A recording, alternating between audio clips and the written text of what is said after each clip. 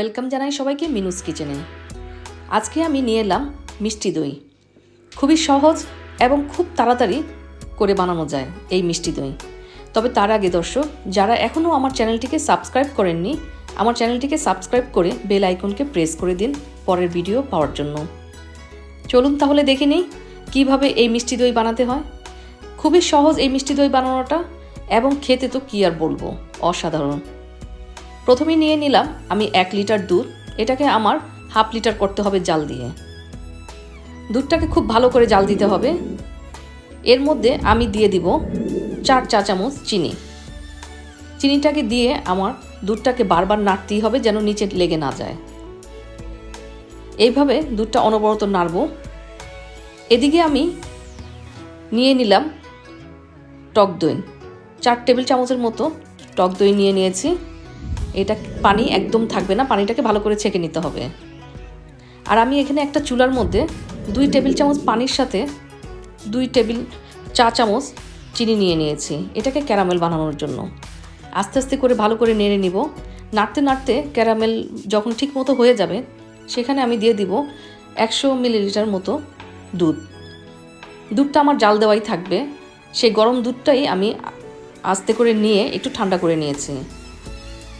সেই দুধটা আস্তে আস্তে আমি ঢেলে দেব। ঢেলে দিলে খুব শক্ত হয়ে যাবে, ভয় পাওয়ার কিচ্ছু নেই। এটা আস্তে আস্তে একদম স্মুথ হয়ে নরম হয়ে যাবে। অনবরত নাড়তে হবে।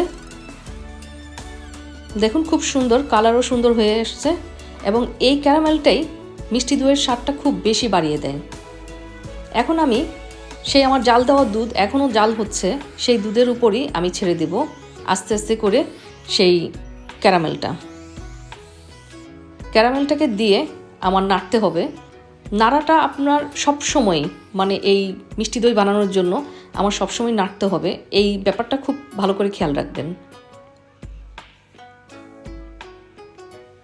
নাড়ানো হওয়ার পরে এখন আমি দিয়ে দিব আমার টক দই যে আমি ছেঁকে রেখেছি, সেই টক দইটাকে আমার একটা ভালো বিট দিয়ে ভালো করে বিট করতে হবে। বিট করে টক দইটাকে একদম স্মুথ করে ফেলতে হবে।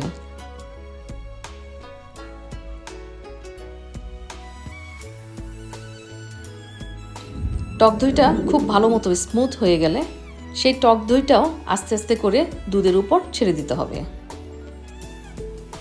দেখুন এভাবেই নাড়তে হবে যেন কোনো দানা দানা কোনো রকম কিছু না থাকে।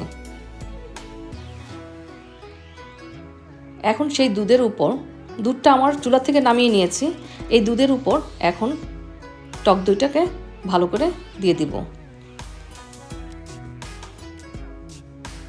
দেওয়ার পরে এটাকে বিট দিয়ে পুরো দুধটাকে এমন জোরে নাড়তে হবে যেন দুধটার মধ্যে ফেনা ফেনা ওঠে।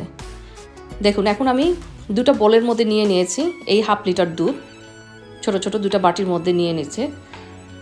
এটাকে আমি এখন ওভেনে দিয়ে দিব। এই ফেনাটাই আপনার দইয়ের স্বাদটা আরও বেশি করতে থাকে। এটার জন্যই আমার এইভাবে ফেনা ফেনা যেন হয় সেটা খেয়াল রাখবেন। 1.5 ঘন্টা লাগবে ওভেনের মধ্যে। দেখুন খুবই সুন্দর হয়ে গেল আমার খুবই মজার মিষ্টি দই। মিষ্টি দইটাকে আপনি অবশ্যই একবার বাসায় ট্রাই করবেন। আশা করি আপনাদের কাছে খুবই ভালো লাগবে, কারণ খেতে খুবই মজা। কেমন লাগলো আজকে আমার এই রেসিপিটা আপনারা অবশ্যই জানাবেন।